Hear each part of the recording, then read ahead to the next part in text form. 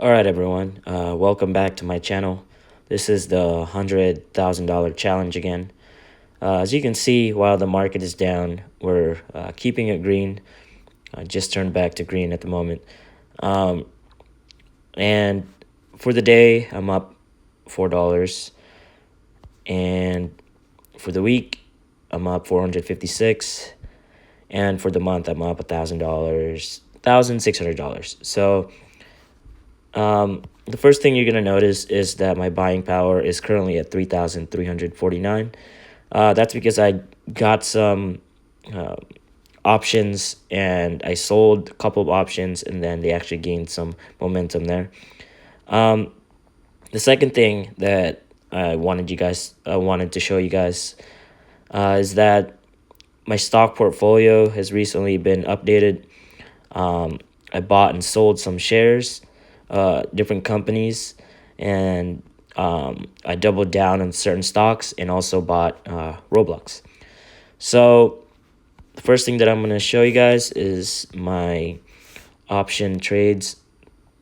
This is, if you're new to my channel, this is what I usually trade options on, which is SPY, which is the S&P 500 ETF that I like trading.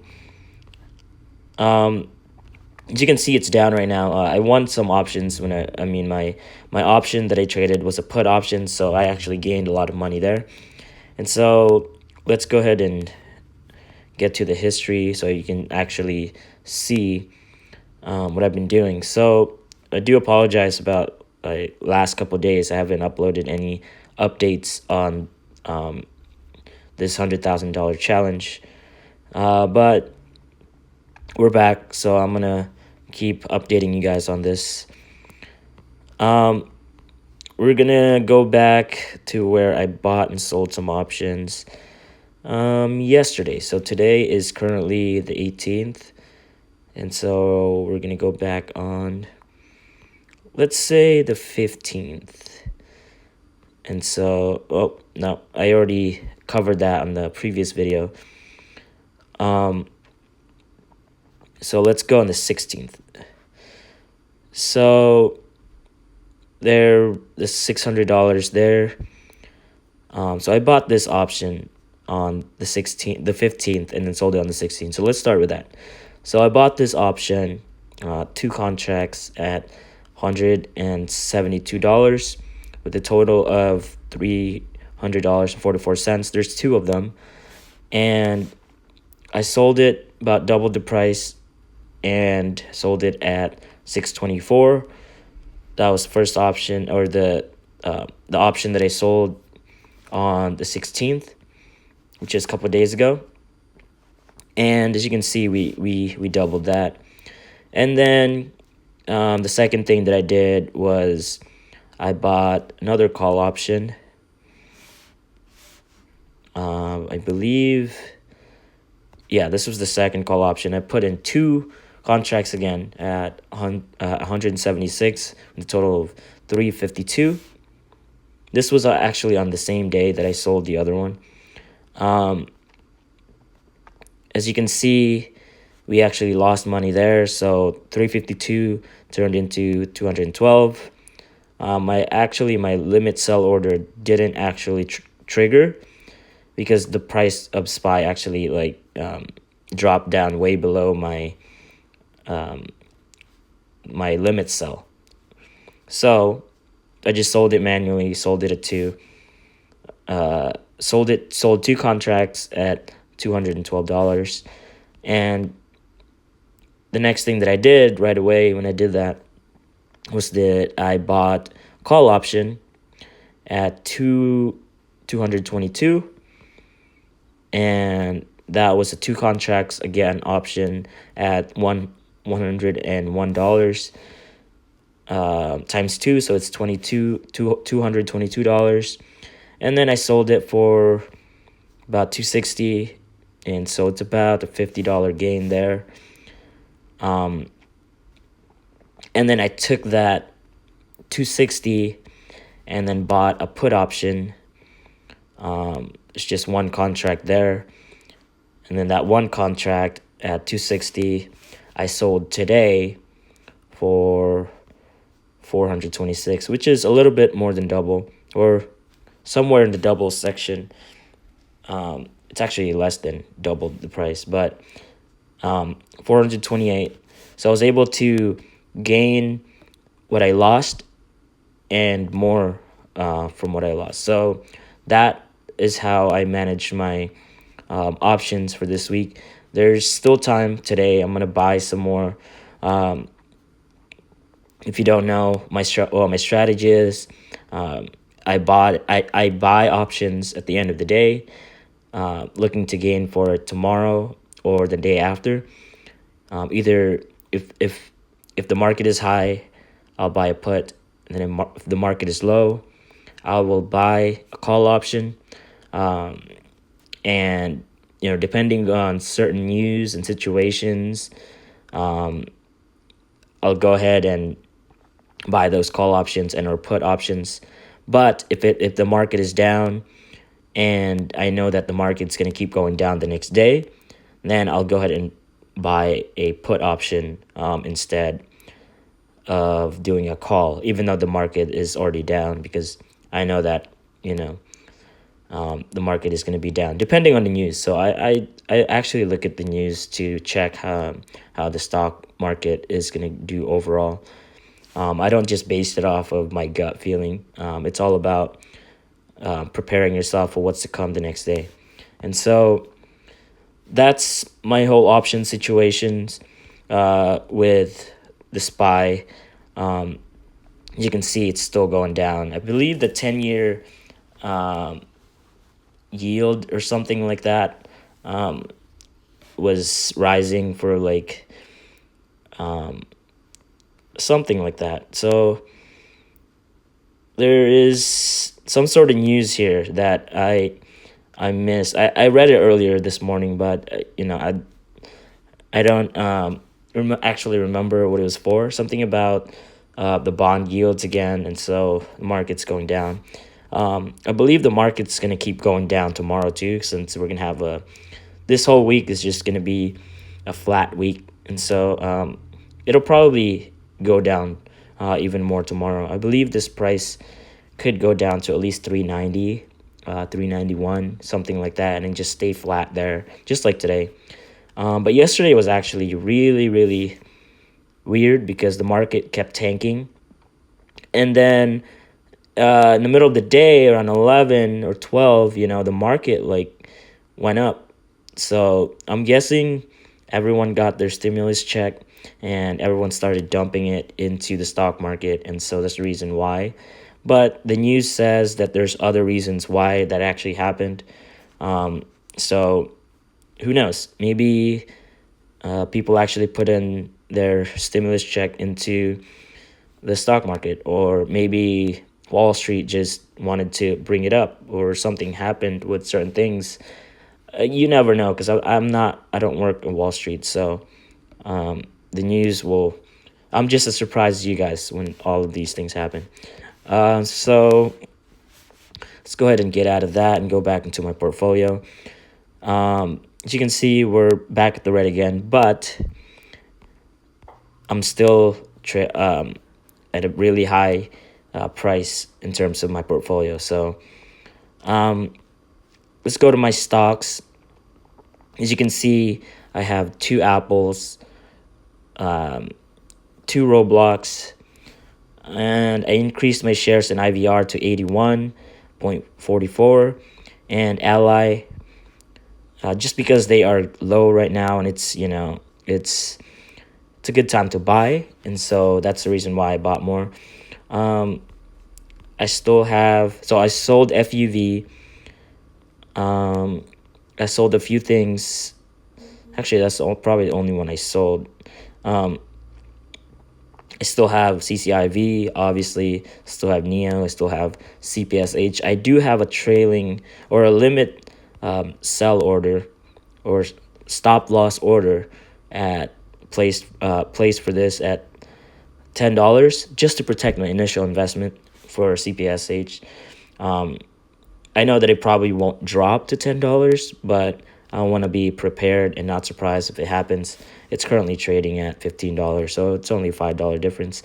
But I want to protect my initial investment, which is probably only like $500 or $400, somewhere around that range, $400 to $500. So that's CPSA technology. I'll get back to you guys about this particular company in a moment, but I want to kind of touch bases on why I bought Roblox. The reason why I bought it is because they're a really profitable company.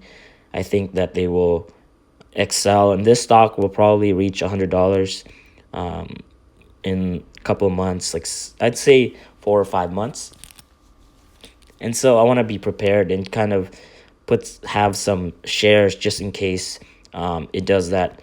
And I also want to keep it in my portfolio just to keep an eye on it. I'll probably end up buying more as time progresses on this app or in this company, because it's been about a week since they debuted in the stock market, or they did an IPO. And so I want to gauge where they're going with this, and obviously they're still rising. So it's I don't want to miss out on anything, because I know that this company is actually really good and they're really profitable, and I know that they're just going to keep making more money in the future to come. So that's the reason why I bought Roblox. I bought Apple just to have it. I want it to be kind of a cornerstone of this portfolio. I want to, when all my stocks are down, I want this to kind of keep me grounded and keep my portfolio afloat, instead of having it go all over the place with stocks that, really volatile. So that's the reason why I have that. And actually, all four of this, Roblox, Apple, IVR, and Ally, are going to be the kind of the cornerstone group of this portfolio, because I don't want it to kind of be too volatile. All right, so I bought more of IVR. I'm now at 81.4 shares, and it's only about 5% of my portfolio right now. But I plan on increasing more of this, because I know that it will probably go up a lot higher than where it is right now at $3 or $4. We see that they are going up, we see that they went up to around almost $7. So I know that it will possibly have an impact on the recovery aspect in the future. So I have this just in case. I'm going to keep increasing my position as time goes by. As you can see, sometime around February of last year, they were sitting at $18. And so I know that it will possibly reach that, and probably go higher than that. My target should be around like $20. That's the price point that I'm expecting for this. And the more shares I have, the more profitability I will have in the future, especially since it's really cheap right now. It's only $3 or around $4. So I know that it's not going to go down any more than $3. So I'm going to load up on this. As you can see, I've been loading it up for a while now. So yeah, IVR, if you want to do more research on this, go ahead. It's a really good recovery stock. So pretty good on that. Ally Financial, the reason why I bought this also, again, was to build a cornerstone of my portfolio. And I plan to have more of this. Like I said, buy more of this. If you look at the year on this particular company, as you can see, they just kept rising. As you can see, the year is 45. They're currently, I think their 52-week high was 47, which is pretty good. They just reached it, I believe, sometime well, sometime this month. So it actually was on March 17th, probably, when they reached it. It just doesn't say here. Oh, right here, yeah. So they did reach their 52-week high yesterday. Today. They actually reached their 52-week high today at 6:40 a.m. So that's pretty good. That's a good sign. I'm gonna keep loading this up because I know that it'll probably reach a lot more within the next year. And then the next thing that I want to touch base on is Blink. I sold half of it because I wanted to take in profits. I was already up like $200 on this, and so I took in profits. My average cost is still $21.71, so that is pretty good. The reason why I sold it was to get Roblox at 2 of the shares from the profits I made from Blink. So that's that. And then I still have FCell, obviously. Average cost is still $15.24, way below the price point right now. I guess maybe I should sell it and then buy back again at a later time. But it's too close of a call right now. It's only a couple of, probably less than $1 or something like that. Actually, it's more, yeah. It's about $1 less, give or take. But I want to see where it goes tomorrow. It's probably going to tank down even more tomorrow. But I'm willing to wait for this because I know the FCell is a strong buy, and it will probably go up sometime in the future. So I'd say 6 months. Now, I sold Zomedica like I told you guys, but I'm loading up more on it because I wanna kind of ride and slingshot it back up. Because like I said, I keep telling you guys, this stock will probably reach around $4 to $5 within the next couple of months. So that's the reason why I'm loading up on this, and it's really cheap. It's only $214 at the moment. So why not? My average cost is actually just like FCell. I'm about less than a couple cents here, like 50 cents off from the actual price point right now. So I'm willing to hold this, like I said, and I don't want to go down with the ship, so I will probably put a limit loss order on this, but we'll see. I'm just watching it for now. I'm not really particularly scared of holding this stock, that it will get delisted or something like that, because I know that it won't. It's a pretty big company. It's about a $2.05 billion company, so it's not going to get delisted anytime soon. It's not a actual penny stock. So this Zomedica, I'm not scared of holding it, and I won't lose any sleep having my money in here. So I'll probably load up even more because I know that the possibility of this going to $4 or $5 is probably more than 50%. Okay, now let's get to the kind of the big thing for my topic today is VUZYX. It's actually pronounced VUZYX because I actually listened to the earnings call a couple of days ago, or was it yesterday? Something like that. But as you can see, we are up about $600 right now, almost $607. So we're doing really well for this stock. I know that they have a really good profitability in the future because they said so themselves. For those of you who don't know, they make augmented reality glasses, and in the future, this has a possibility of being adapted into an actual product, not just for, because right now they sell mostly for logistics purposes, kind of hands-off type of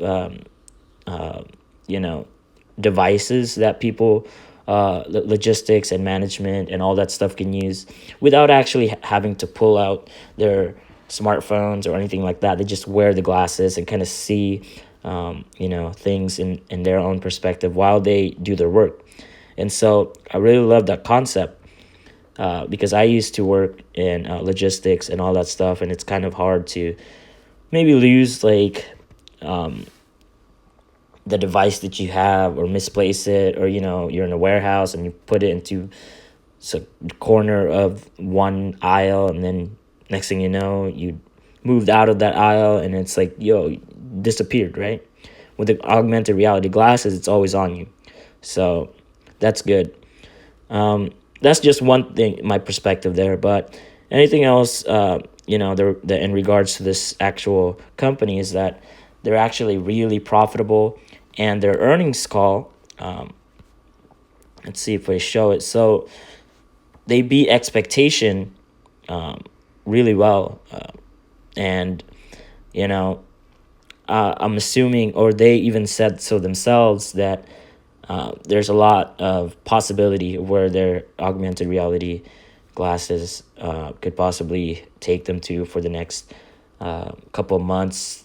For this year, they said they have about, I think, 60% profitability more than probably next year or probably last year. And so that's the reason why I've invested more and bought more shares of this company. As you can see, I'm already up like 600. So my market value is already $1,000, over $1,000. And so I plan to hold this and possibly put in a stop loss order just in case that price actually drops below like a certain price. I would say like 19. I'll put it in at 19 or 20, because I do want to protect my gains, because for some reason, I don't want to have a risk, or I want to limit my risk basically, because this is still kind of in that almost kind of teeter-totting to the penny stock territory. It is at 1 billion, 1.6 billion market cap. So it actually is not part of like the penny stock, but it's kind of teeter-totting in that position. I would consider penny stocks in the millions in terms of market cap, but considering they're at 1.6 billion, they're kind of on that edge. Now I'll still treat it as if it is a penny stock, just in case. I want to protect my gains. But if you look closely, they were trading at about $3 or $4 just a couple of months ago. This was at October, August, September.